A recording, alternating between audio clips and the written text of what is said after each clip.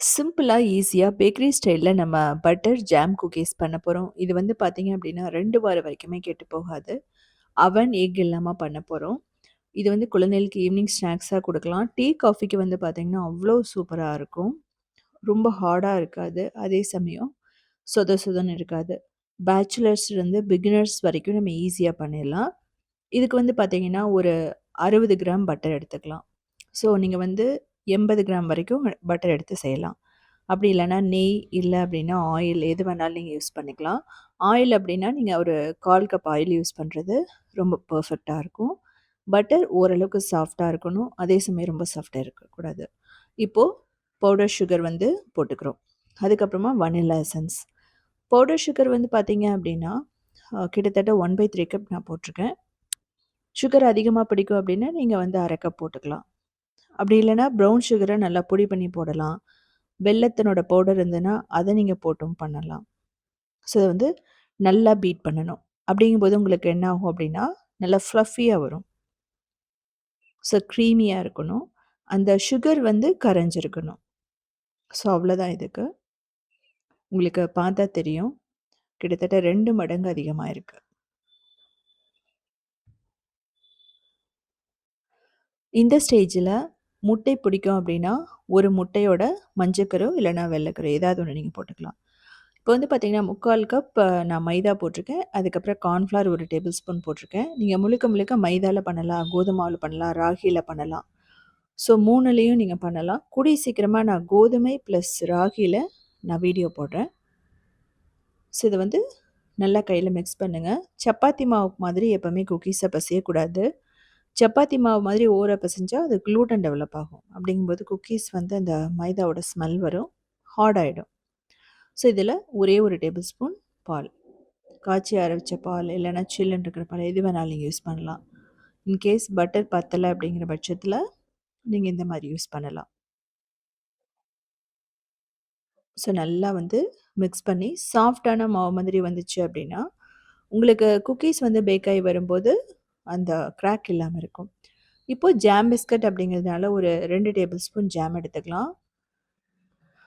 So நல்லா mix பண்ணீங்க அப்படின்னா, இந்த மாதிரி ஸ்மூத்தா வந்துரும். நீங்க பைனாப்பிள், ப்ளூபெர்ரி ஜாம் எது வேணாலும் எடுத்துக்கலாம். ஸோ இப்போ இதிலேருந்து ஒரு சின்ன ஸ்பூன்ல ஒண்ணு எடுத்துட்டு, ரவுண்டா வந்து ஃபர்ஸ்ட்டு உருட்டிக்கணும். அதுக்கப்புறம் நான் பண்ற மாதிரி இது வந்து ஃபிஷ் ஷேப்ல இருக்கும். ஸோ குழந்தைகளுக்கு வந்து பார்க்கும்போதும், சாப்பிடும்போதும் அந்த ஷேப் வந்து அவங்களுக்கு ரொம்ப பிடிக்கும். இதில வந்து பேக்கிங் பவுடர், பேக்கிங் சோடாலாம் நான் போடல. ஆனாலுமே ரொம்ப சூப்பரா இருக்கும். இந்த மாரி ஷேப் பண்ணிக்கங்க.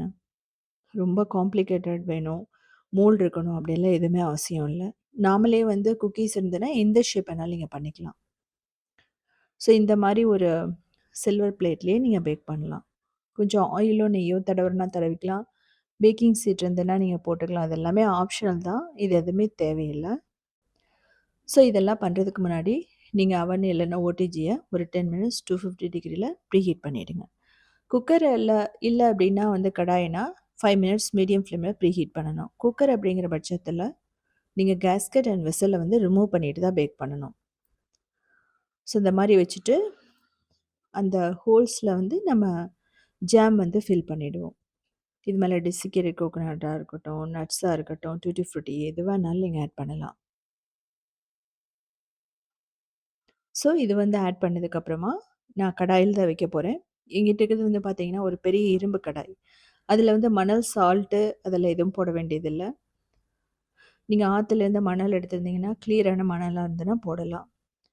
சால்ட்டுனா ஒரு கல் உப்பு போடலாம். ஒண்ணும் பிரச்சனை இல்ல. சாரி நார்மல் நைஸ் சால்ட் வந்து போடலாம். இத வந்து ஒரு 5 நிமிஷம் நான் மீடியம் ஃப்ளேம்ல ப்ரீஹீட் பண்ணியிருக்கேன். இத வச்சுட்டு ஒரு 20 மினிட்ஸ் வந்து நீங்க பேக் பண்ணீங்க அப்படின்னா, ஒரு லோ மீடியம் ஃப்ளேம்ல சூப்பரா ரெடி ஆயிடும். இதுக்கு மேல போடுற மூடி வந்து இத நல்லா கவர் பண்ணணும். அப்படி கவர் பண்ணலன்னா, நீங்க டவல வச்சு க்ளோஸ் பண்ணிடலாம்.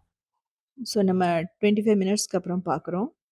நல்லா வந்து ப்ரவுன் ஆயிடுச்சு. அடியில உங்களுக்கு பார்த்தாவே தெரியும். ஒரு 10 நிமிஷம் விட்டுருங்க. நல்லா சாஃப்ட்டா இருக்கும். அதுக்கப்புறம் நல்ல கிரன்ச்சியா மாறிடும்.